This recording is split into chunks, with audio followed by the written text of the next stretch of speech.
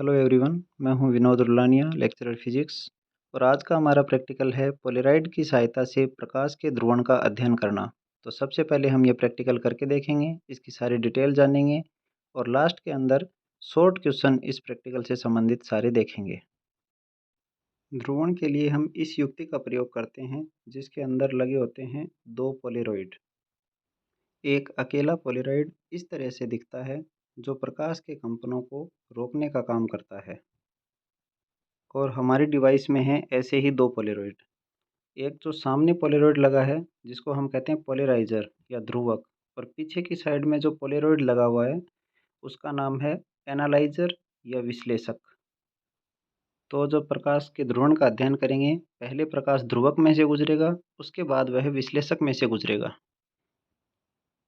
साधारण या अध्रुवित प्रकाश में जो विद्युत और चुंबकीय क्षेत्र के कंपन होते हैं वो प्रकाश किरण की गति की दिशा के लंबवत चारों ओर होते हैं। तो अगर हम मान लें कि एक प्रकाश किरण है वो कागज़ के लंबवत अंदर की ओर जा रही है हमारे यहाँ, तो ई और बी यानी विद्युत और चुंबकीय क्षेत्र के कंपन इसके लंबवत इस तीर के निशानों की तरह होंगे। अब यदि इस अध्रुवित प्रकाश को हम किसी पोलेरॉइड के अंदर से गुजार दें तो इसके जो कंपन होंगे वो केवल एक दिशा तक ही सीमित रह जाएंगे, और ऐसा जो प्रकाश हमें मिलेगा उसे हम ध्रुवित प्रकाश कहते हैं। और इस प्रकार प्राप्त ध्रुवित प्रकाश के कंपन पोलेराइड के एक अक्ष के समांतर होते हैं जिसे पोलेराइड का पास अक्ष कहते हैं। जैसे यदि हमारा पोलेराइड सिर्फ इस अक्ष के अनुदिश कंपनों को जाने देता है ऊर्ध्वाधर के, तो ये इस पोलेराइड का पास अक्ष हो जाएगा, और इस पास अक्ष के जो लंबवत कंपन होंगे इस प्रकार से उनको यह पोलेराइड पूरी तरीके से रोक देगा। इस ध्रुवक और इस विश्लेषक में से गुजरने वाले प्रकाश की तीव्रता इन दोनों के बीच के कोण पर निर्भर करती है, यानी इनके अक्षों के बीच में कितना कोण बनता है। इस कोण को देखने के लिए हमें यहाँ एक स्केल दी गई है। तो यहाँ देखेंगे तो हम 0 से लेकर पूरा 360 डिग्री तक की स्केल दी गई है। ठीक ऐसे ही ध्रुवक के पीछे पीछे की साइड में जो विश्लेषक है वहाँ भी हमें 0 से लेकर पूरा 360 डिग्री तक की स्केल दी गई है। तो इस स्केल को देखकर हम ये देखेंगे कि इन दोनों के बीच का कोण कितना डिग्री है।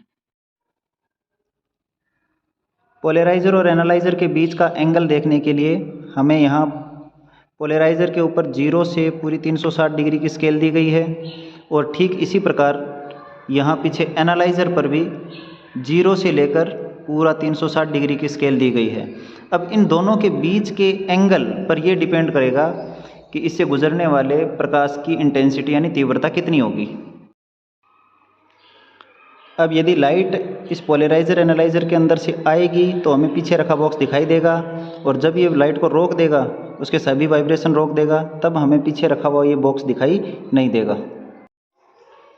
सबसे पहले हम 0 डिग्री को सबसे ऊपर कर लेते हैं यहाँ पर पोलेराइजर में, और अब इसको घुमाकर इस प्रकार से एनालाइजर को घुमाएंगे इस प्रकार से, और घुमाकर ये देख लेते हैं कि किस एंगल पर ये पूरी लाइट को ब्लॉक कर देता है। तो जैसे अभी हमें बॉक्स इसके अंदर से दिखाई दे रहा है।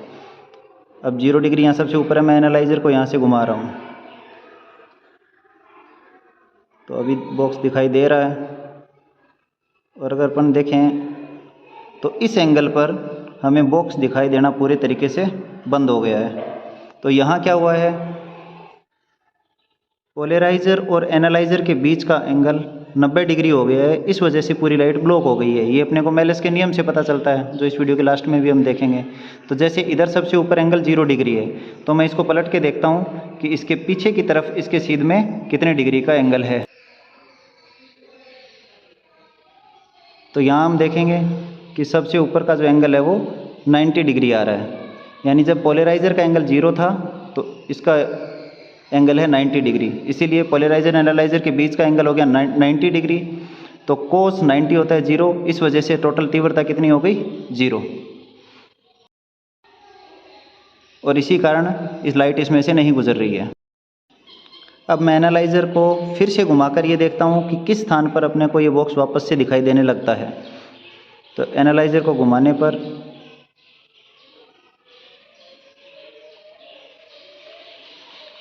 ये स्थिति ऐसी प्राप्त होती है जिनमें अपने को बॉक्स है वो एकदम स्पष्ट दिखाई दे रहा है। तो इस स्थिति में क्या होता है, पोलराइज़र और एनालाइज़र इन दोनों के एंगल एक दूसरे के समांतर हैं, यानी इनके बीच के एंगल कितने हैं, 0 डिग्री। यहाँ ये 0 है पोलराइज़र, तो इसके पीछे आपको घुमा के दिखाता हूँ, एनालाइज़र भी 0 डिग्री। ये देखिए एनालाइज़र का एंगल भी 0 डिग्री है। अब यदि पोलराइज़र या एनालाइज़र किसी को भी घुमाया जाए तो एक पूरे रोटेशन के अंदर ये जो इंटेंसिटी होगी वो 2 बार मैक्सिमम आएगी और 2 बार मिनिमम, यानी प्रकाश की तीव्रता 2 बार अधिकतम होगी और 2 बार न्यूनतम। कैसे, जैसे अभी 0 डिग्री एंगल है दोनों के बीच में, मैंने इसको घुमाना शुरू किया, सॉरी इधर घुमाता हूँ, 90 डिग्री तक घुमा दिया। 90 डिग्री पर हम देखेंगे कि तीव्रता वापस से 0 हो गई है, हमें दिखना बंद हो गया बॉक्स। फिर और आगे घुमाएंगे तो 180 डिग्री, 180 डिग्री पर फिर इनके एक्सिस एक दूसरे के पैरेलल हो जाएंगे, तो हमें एकदम स्पष्ट नज़र आने लगेगा बॉक्स, वो पीछे दिखाई दे रहा है अब। फिर 90 डिग्री और रोटेट करेंगे तो 270 डिग्री, फिर तीव्रता 0, और 360 डिग्री होने के बाद में, पूरा रोटेशन होने के बाद में फिर से तीव्रता मैक्सिमम हो जाएगी। इस प्रकार एक कंप्लीट रोटेशन के अंदर इंटेंसिटी 2 बार मैक्सिमम होती है 0 और 180 डिग्री पर, और 2 बार मिनिमम होती है 90 और 270 डिग्री पर, और हमें मेलस के नियम से भी यही रिजल्ट मिलता है।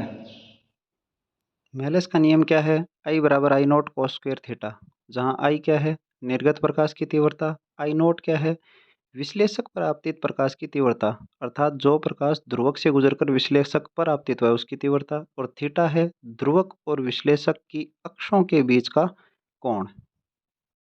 अब देखते हैं थीटा के कौन से मान के लिए तीव्रता अधिकतम होती है और कौन से के लिए न्यूनतम। तो जब थीटा का मान 0 या 180 डिग्री है तो कोस स्क्वायर थीटा क्या हो जाएगा, 1। तो इस स्थिति में आई बराबर हो जाएगा आई नोट इंटू 1, यानी आई बराबर आई नोट।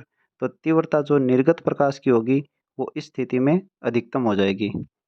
दूसरा केस हमारे पास क्या हो सकता है कि जब थीटा का मान 90 डिग्री या 270 डिग्री है तो ऐसी स्थिति में कोस थीटा कितना हो जाएगा, 0। तो आई बराबर हो जाएगा आई नोट इंटू 0, यानी आई बराबर 0। तो निर्गत प्रकाश की तीव्रता न्यूनतम होगी और ऐसी स्थिति में हमें पोलराइजर के अंदर से कोई भी वस्तु दिखाई नहीं देगी। अब देखते हैं इस क्रियाकलाप को प्रैक्टिकल फाइल में लिखने का तरीका। तो सबसे पहले हम ये पोलेरॉइड का चित्र बनाएंगे जिसमें 2 पोलेरॉइड हमें लगे हुए दिखाई दे रहे हैं। ये हैं ध्रुवक और विश्लेषक, यानी पोलराइजर और एनालाइजर। इस वाइट पेज के ठीक सामने लाइनदार पेज पर हम पहले उद्देश्य लिखेंगे, फिर इसमें काम में लिए गए उपकरण लिखेंगे, फिर इसके बाद में हम सिद्धांत लिखेंगे, सिद्धांत के बाद में प्रेक्षण, और प्रेक्षण के बाद में परिणाम लिखेंगे। यही प्रैक्टिकल में हमने पूर्ण रूप से किया है। अब हम देखेंगे ध्रुवण प्रैक्टिकल से संबंधित महत्वपूर्ण प्रश्न।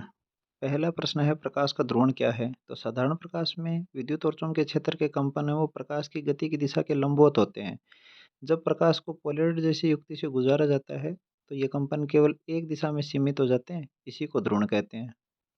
दूसरा, ध्रुवण करने वाली युक्ति कौन सी है, तो ऐसी युक्ति का नाम है पोलेराइड।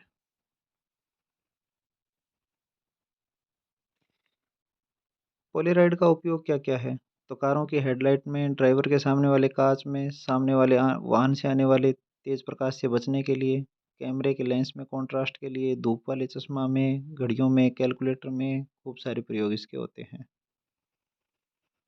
अगला है कि क्या ध्वनि तरंगों का ध्रुवण हो सकता है, तो ऐसा नहीं हो सकता है, क्योंकि ध्रुवण है केवल अनुप्रस्थ तरंगों का गुण है, अनुदैर्ध्य तरंगों में ये नहीं होता।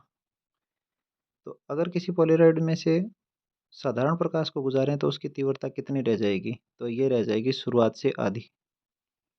अगला, पोलेराइड बनाते कैसे हैं, तो आयोडो क्विनोन सल्फेट के क्रिस्टलों को नाइट्रोसेलुलोज की पारदर्शी फिल्म पर एक विशेष दिशा में स्थापित करके पोलेराइड बनाए जाते हैं। ऐसे ही और यूजफुल वीडियो देखने के लिए चैनल को सब्सक्राइब कीजिए, वीडियो को लाइक और शेयर कीजिए। Thank you.